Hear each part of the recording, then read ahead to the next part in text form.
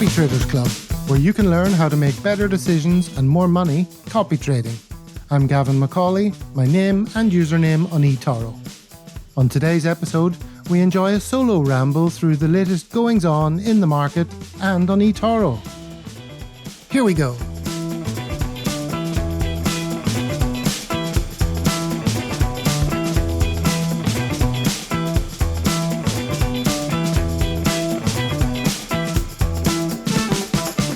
Season 2, Episode 7 of the Copytraders Club podcast, and as always, my aim as an eToro enthusiast and copy trader is to demystify this new and uncharted world of copy trading, understand what are the pitfalls and best practices, and how ultimately to succeed as a copy trader. As is customary on these solo episodes, it is divided into 3 parts. Part 1, what the heck is going on? The markets these days. Part 2, since you've been gone, an update on Liziapukaja since we broke up. And Part 3, Poster Boy. What am I doing that's new on eToro? So Part 1, what the heck is going on?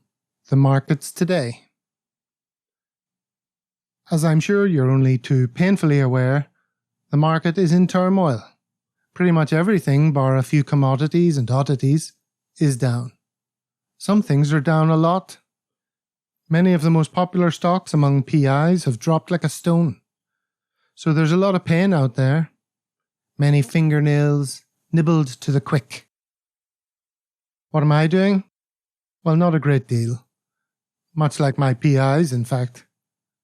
Excitingly, on the next episode, I plan to fulfill every copy trader's dream and get all my PIs in the same room, so I can give them a piece of my mind.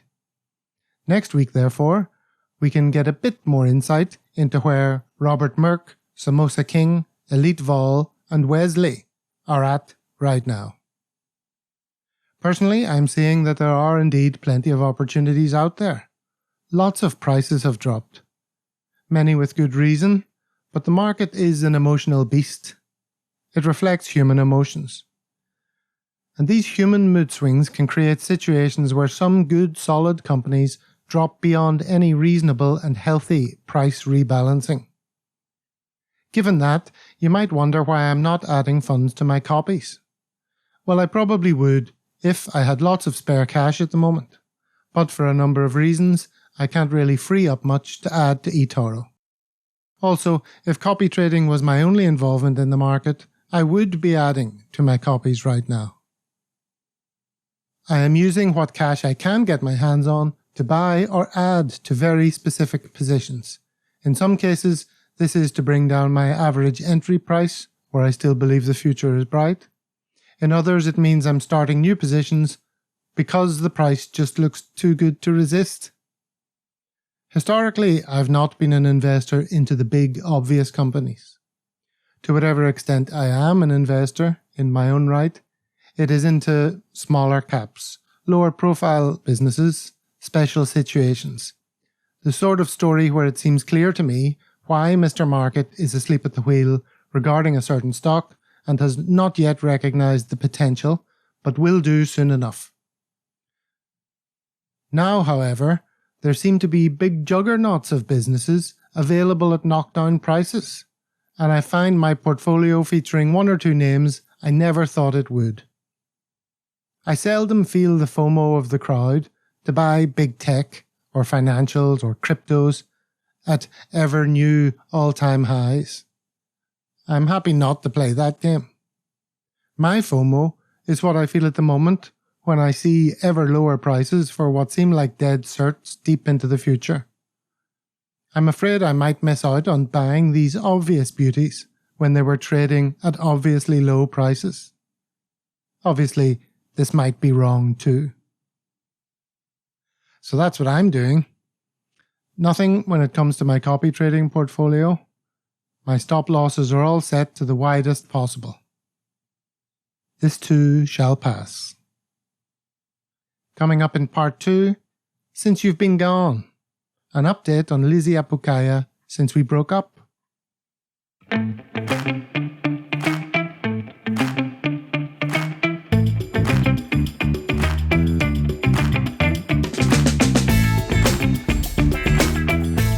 Part 2. Since you've been gone, an update on Liziapukaja since we broke up. What has happened to Liziapukaja since I closed my copy with him? As you may recall, I closed my copy with him in December, not because of performance really. Ultimately, I thought he was an interesting prospect because he was investing in water companies and unusual REITs, so it seemed like it might be a fun journey. During the course of the copy, I saw that he'd invested in Smith & Wesson, which falls into the uninvestable bracket for me. To whatever extent I can reasonably control where my money is allocated, I would prefer to steer clear of guns, fossil fuels, private prisons, and other businesses whose practices are not ones I want to see flourish. Not long ago, an investor I admired made a pitch about a company who's in the business of encouraging people to sell their blood plasma. Obviously, there could be upsides for medical science in having such a resource, but I don't want my money to be an upvote for an industry that encourages queues of poor people who are so desperate for cash to view their very lifeblood as one of their last monetizable assets. But I digress. Having seen the warning shot of Smith & Wesson in the portfolio, I also noted that oil and gas was becoming more and more significant a proportion of his holdings. So I thought it was time to acknowledge that this was a mistake on my part. I simply chose a PI whose approach was not aligned with my own. I knew from Levy's historical posts that he was keen on things that I wasn't, so I suppose I should have picked up on that and granted it more weight in my decision-making at the time when I decided to copy him. I half expected him to do very well after I closed the copy, and for a time he really was. Obviously, the price of oil has done very well since. However, a couple of things have also occurred that made me glad I jumped ship when I did. Levy couldn't resist the urge to jump into stocks deeply affected by the Russian invasion of Ukraine. They have lost almost all of their current value. If the LSE removes these securities from their listing, eToro has to do the same, and this will result in an actualized loss of 15% of the portfolio, quite apart from the remaining portfolio decline. He also made 2 unannounced cash deposits into his portfolio, which he describes as impulse decisions and a mistake.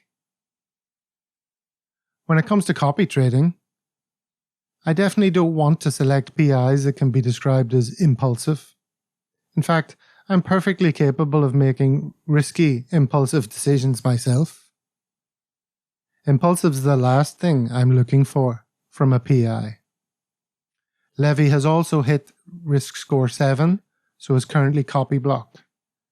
So it's a sticky time for him and his copiers. I wish him well. If you read his recent posts or watch his recent videos, he's communicating very honestly and openly, and is being true to himself. He isn't remaining silent or running away from the consequences of his actions, however misguided. So you have to respect that. But he just isn't my cup of tea when it comes to copy trading. So it's a learning experience for me. I need to look out for these red flags in the future. Really look to see what this investor is all about before I start copying them. What might they do in different market environments? Can I confidently say that I'm happy for them to represent me? Coming up in part 3, Poster Boy. What am I doing that's new on eToro? Do you copy? Do you copy? Do you copy? Do you copy? Copytraders Club. Copytraders Club. Do you copy? Do you copy? Do you copy? Do you copy? Copytraders Club. Copytraders Club. Part 3, Poster Boy. What am I doing that's new on eToro? Well, I've decided that I should be a bit more active on the eToro platform. Rather than just using my posts to announce new episodes or to request voicemail questions for upcoming guests, which nobody ever bloody responds to, I have decided to do a little bit more. I plan to do a new post every week. Something reasonably thought-provoking. Something that gets copyers thinking about what they're doing here on eToro. Maybe they are making mistakes that they are not aware of. Maybe there are better approaches than their own, better ways to think about things. My view has always been that copy trading is a new form of investing, not an alternative to investing. So copy traders need to think like investors. That in itself is a complex issue, and there are so many elements to it, including setting realistic goals and timelines, knowing what type of investor you are, understanding market movements, assessing one's own risk tolerance, understanding biases and the psychology of investing, understanding what diversification means to you.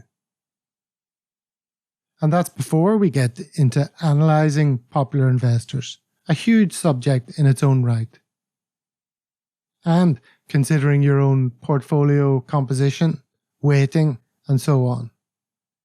So I have started doing so. If you follow me on eToro, you may have received notifications when they are posted, assuming eToro's notifications are working correctly. The first 3 posts are: Copiers, are you jumping ship? All about the phenomenon I am seeing now more than usual. Copiers jumping from a red PI to a green PI. Copiers, is it all your fault? A discussion of what elements of copy trading are entirely the copier's decision, and why it therefore isn't fair to blame PIs for everything. Copier hindsight bias. Have you contracted it? As I spend time on eToro, I see copier comments all over the place which are dripping with hindsight bias. The comment writer obviously has no idea. But that is the thing with biases. They exist in our blind spot. Only when we know they might exist can we turn our heads and see that they are there. Then we know to watch out for them. More of these kind of posts will follow. It amazes me that there's so little on eToro in terms of a space for copiers to discuss these things.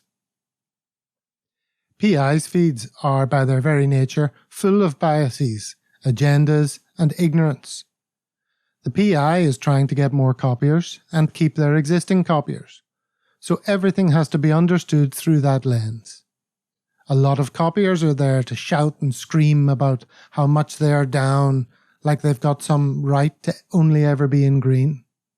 Other copiers are on to defend their PI to the death, like he's the divine leader of some cult.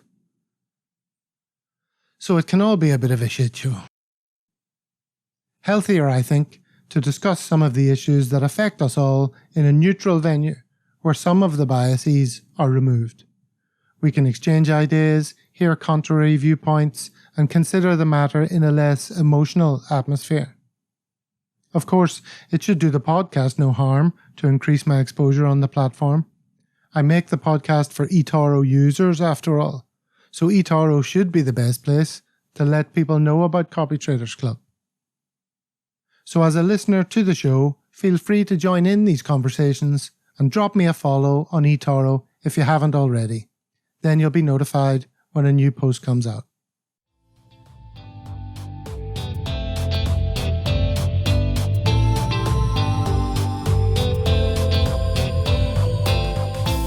That's all from me.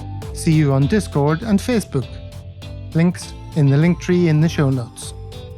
Until next time we meet at Copytraders Club, I wish you many happy returns. Obviously, anything you hear in this podcast is for entertainment only, no financial advice. Do your own research. This is just generic chit-chat. We don't know your individual circumstances, etc., etc., and so forth.